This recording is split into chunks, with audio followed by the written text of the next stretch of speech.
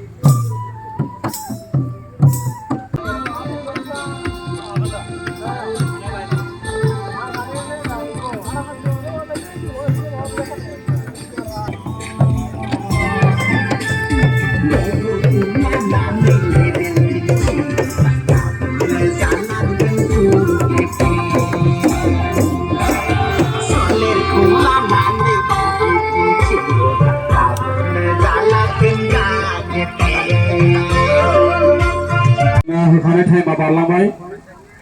बेनिखायनो अन्नानै थाब मोननैबो टीमनि गेलेगिरि नोंथांमोना थाबैनो फिल्ड सिङाव हाबनो खावलायदों।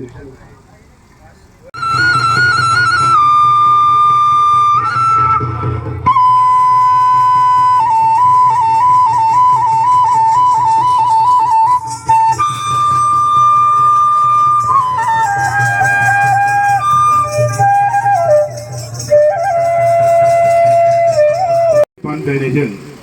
दिनै बे आमटेका गोजौ फरायसालिनि गेवलां फोथाराव जे नकआउट फुटबल टुर्नामेन्ट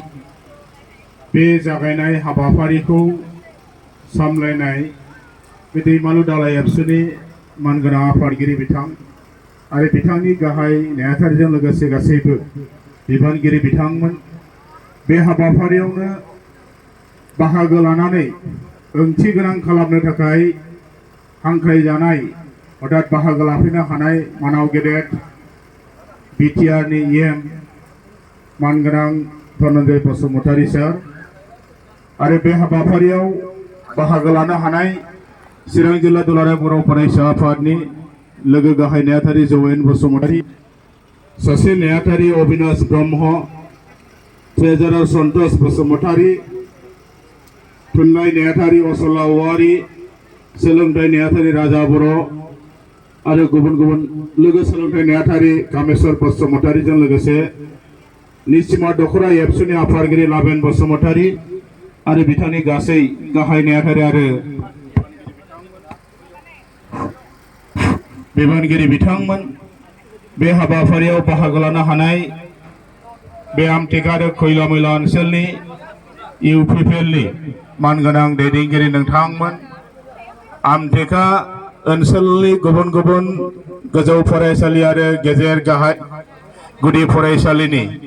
सिबिजाथाव फोरोंगिरि नोंथांमोन ओनसोलनि मानगोनां रायजो राजा नोंथांमोन दाब दाब जायगानिफ्राय बाहागो लाफैनो हानाय खेलाखौ नायनो मोजां मोनग्रा बे ओनसोलनि सिबिजाथाव आइ आफा फंबाय बिनानाव नोंथांमोन बयनिसिमबो गिबियावनो दुलाराय बर' फरायसा आफादनिफ्राय बेलासि समनि गाहाम हामलायनाय आरो सिबिनायखौ बावहरदों। दिनैनि बे जे नकआउट फुटबल टुर्नामेन्ट बे जागायजेननाय हाबाफारियाव बेखेवगिरि आलासि महरै बाहागो लाफैनो मोननानै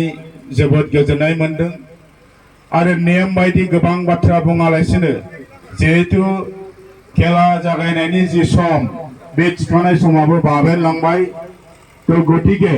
बे बुब्लियाव आं गोबां बाथ्रा बुंनो लुबैयासै खालि फर्मेलिटिखौल' आं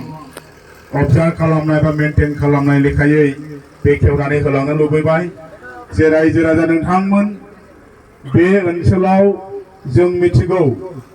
आमटेका खैला मैला बिटिनि बे जायगायाव फुटबलनि फारसे बा गुबुन गुबुन खेलानि फारसे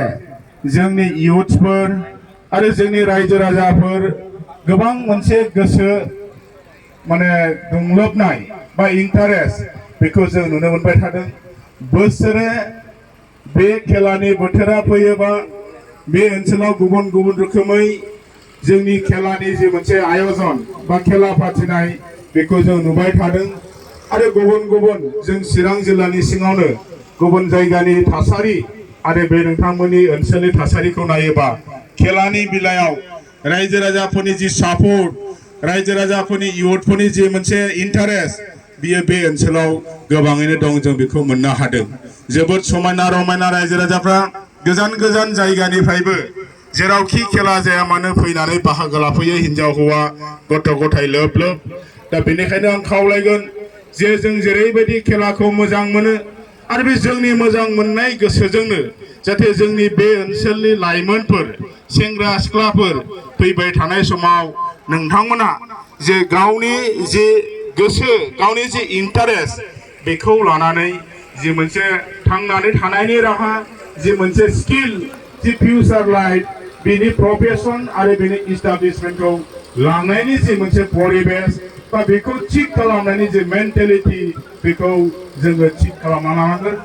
दिनैहाय नोंथांमोना मालिभिटा फोथाराव गेलेदों गाबोन बेनिफ्राय ओंखारनानै डिस्ट्रिक्ट लेभेलाव स्टेट लेभेलाव नेशनेल लेभेलाव बा बिभिन्न इन्टारनेशनेल लेभेलाव जोंनि बे फुटबलानो जा गुबुन गुबुन गेलेनाय बिथिंनि आयदायानो जा जोङो लानानै थांनांगोन आरो बिजोंनो जोंनि फिउचार लाइफखौ